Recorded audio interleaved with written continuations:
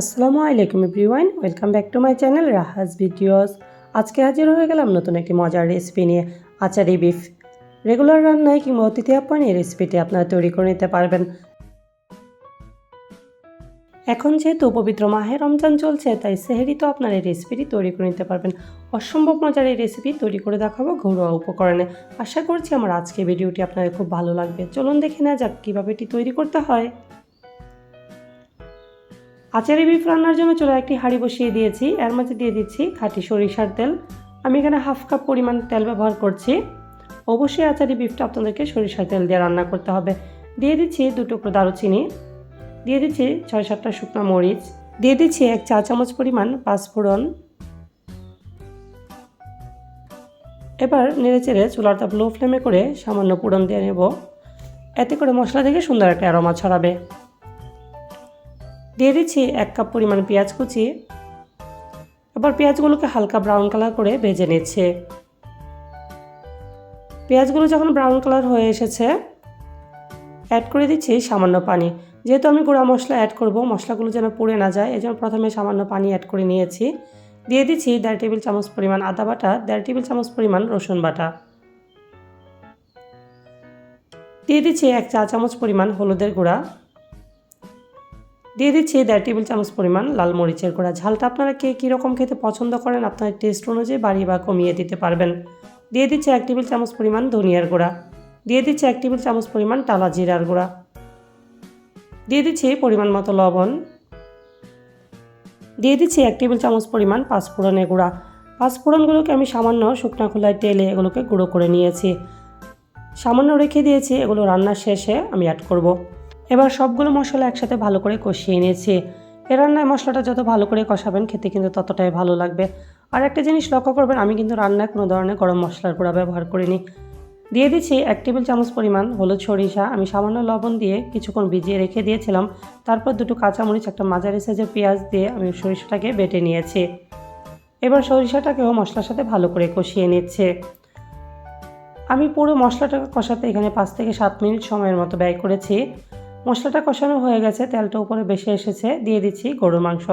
আমি এখানে 1.5 কেজি পরিমাণ গরুর মাংস কেটে ধুয়ে ভালো করে পরিষ্কার করে নিয়েছি। আর মাংসগুলো আমি এখানে হাড় চর্বি সহ নিয়েছি। এবার মশলার সাথে মাংসগুলোকে ভালো করে কষিয়ে নেব। চুলার তাপ মিডিয়াম লোর মাঝামাঝি করে মাংসগুলোকে আমি কষিয়ে নিয়েছি। কিছুক্ষণ নেড়ে চেড়ে এভাবে মাংসটা কষিয়ে নিলে দেখবেন মাংস থেকে পানি ছাড়তে শুরু করবে। এবার ঢাকনা দিয়ে ঢেকে দিচ্ছি 10 মিনিটের জন্য। 10 মিনিট পর ঢাকনা থেকে উঠিয়ে নিয়েছি। আর মাংস থেকে এর মাঝে প্রচুর পানি ছেড়ে দিয়েছে। আর এই পানি দিয়ে মাংসটাকে ভালো করে কষিয়ে নেব। ঢাকনা দিয়ে ঢেকে মাংসটাকে কষিয়ে নিয়েছি, মাংস থেকে ছেড়ে দেওয়া পানিটা শুকিয়ে আসা পর্যন্ত। আবারও ঢাকনাটাকে উঠিয়ে নিয়েছি আর নেড়ে চেড়ে দিচ্ছি। অফ ক্যামেরায় আমি ঢাকনা উঠিয়ে কয়েকবার নেড়ে দিয়েছিলাম, যাতে মাংসর মশলাটা নিচে পুড়ে না যায়। মাংসটা আমার কষানো হয়ে গেছে, পানিটাও টেনে এসেছে। দিয়ে দিচ্ছি 1.5 কাপ পরিমাণ গরম পানি। গরুর মাংস রান্নায় কোনোভাবেই ঠান্ডা পানি ব্যবহার করা যাবে না।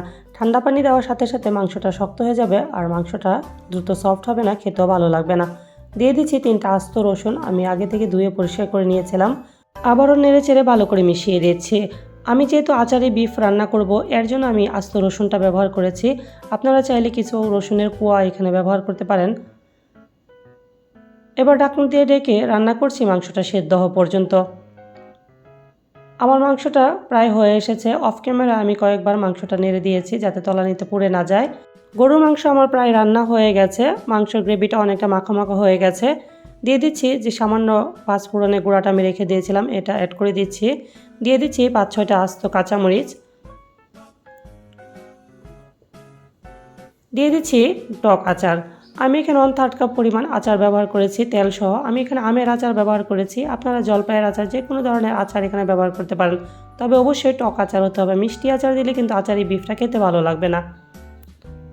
এবার সবগুলো আচার আমি তেল সহ গরুর মাংসের সাথে অ্যাড করে দিচ্ছি।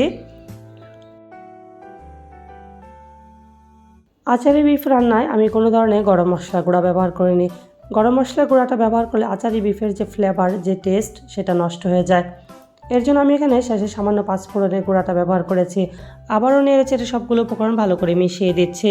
আর ঢাকনা দিয়ে ঢেকে চুলার তাপ একেবারে লো ফ্লেমে করে রেখে দিচ্ছি 5 মিনিট। মাংসটা আমার এরই মাঝে হয়ে গেছে, মাংসের গ্রেভিটাও মাখো মাখো হয়ে গেছে। এবার চুলা থেকে নামিয়ে গরম গরম একটি সার্ভিং ডিশ আপনাদেরকে সার্ভ করে দেখিয়ে দিচ্ছি। চুলা থেকে নামিয়ে আমি একটি সার্ভিং ডিশে গরুর মাংসটা সার্ভ করে নিচ্ছি। আর আমার মাংসের গ্রেভিটা মাংসের সাথে একেবারে মাখো মাখো আছে। আপনারা চাইলে গ্রেভিটাকে আরেকটু পাতলাও রাখতে পারেন, তবে আমার কাছে মনে হয় গরুর মাংসের গ্রেভিটা মাংসের সাথে মাখো মাখো হলে খেতে বেশি ভালো লাগে। গরম ভাত, পোলাও এর সাথে পরিবেশন করে নিতে পারেন ভীষণ মজার এই আচারি বিফ। চেষ্টা করেছি প্রতিটা স্টেপ আপনাদেরকে খুবই সহজভাবে তৈরি করে দেখাতে। আমার রেসিপি ফলো করে বাসায় আপনারা ট্রাই করবেন আর আমাকে কমেন্টসে জানাবেন আমার আজকের রেসিপি আপনাদের কাছে কেমন লেগেছে। রেসিপি ভালো লাগলে ভিডিওটিতে একটি লাইক দিবেন আর এমনই মজার মজার রেসিপি পেতে চ্যানেলটিকে সাবস্ক্রাইব করে চ্যানেলের পাশেই থাকবেন। সবাইকে ধন্যবাদ জানিয়ে এখানেই বিদায় নিচ্ছি। ফিরে আসছি নতুন কোনো রেসিপি নিয়ে। সেই পর্যন্ত সবাই অনেক বেশি ভালো থাকবেন। আল্লাহ হাফেজ।